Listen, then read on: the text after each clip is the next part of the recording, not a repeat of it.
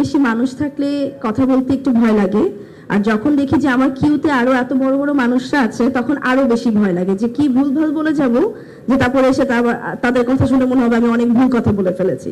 কিন্তু যাই হোক, প্রথমত আমি রিমার্ক ফ্যামিলিতে জয়েন করতে পেরে অনেক বেশি খুশি, এবং সত্যি বলতে গেলে অনেক দিন ধরেই রিমার্ক ফ্যামিলিতে আছি, এবং এটার জন্য আমার মনে হয় যে ইমন ভাই একটা থ্যাঙ্কস পায় আমার থেকে সবার আগে। এবং এটার পাশাপাশি আজকে এতগুলো বড় বড় মানুষের সাথে একই পাশে বসে একই মঞ্চে বসে কথা বলা এখানে, এটাও আমার জন্য অনেক বড় পাওয়া। আমি যদি খুব সহজ ভাষায় বলি যে রিমার্ক আপনজন, এই কথাটা আসলে আমার কাছে কি, আসলে ব্যাক স্টেজে যখন আমরা গল্প করছিলাম, আমি মেম আপু পূজা আমরা যখন গল্প করছিলাম তখন আমরা ডিসকাস করছিলাম যে আসলে আমাদের আপনজন কারা কিংবা কে। তো আমার যেহেতু এই ইন্ডাস্ট্রিতে অনেক বছর, তো আমি আসলে দেখি ইন্ডাস্ট্রির প্রত্যেকটা মানুষই আমার আপনজন, প্রত্যেকটা মানুষই আসলে আমার সুখে দুঃখে এত আমার পাশে থেকেছে সবসময় এবং এখনো থাকে।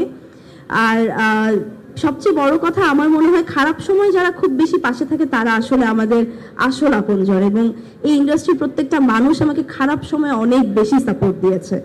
আর আমার যখনই কোনো প্রবলেম হয়েছে আমি ইজিলি আমাদের ইন্ডাস্ট্রির যে কোনো একজন, আমার কো অ্যাক্টর হোক কিংবা আমার সিনিয়র হোক কিংবা আমার কলিগ হোক, যা আমি ইজিলি যে কাউকে ফোন দিয়ে আমি হেল্পটা পেয়েছি, এবং এই হেল্পটা এবার আমাদের সকলের মধ্যে রিমার্ক আমাদের সাধারণ মানুষদের মধ্যে এনে দিচ্ছে।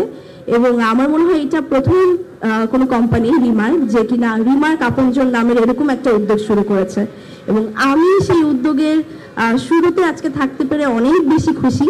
এবং আমি আশা করছি যে আমরা খুব ইজিলি আমাদের আপনজনদের কাছে এবার পৌঁছে যাব। এবার সাধারণ দর্শক এবং সাধারণ মানুষ রিমার্কের সাথে সাথে আমাদেরও অনেক আপনজন হয়ে উঠবে। Thank you so much.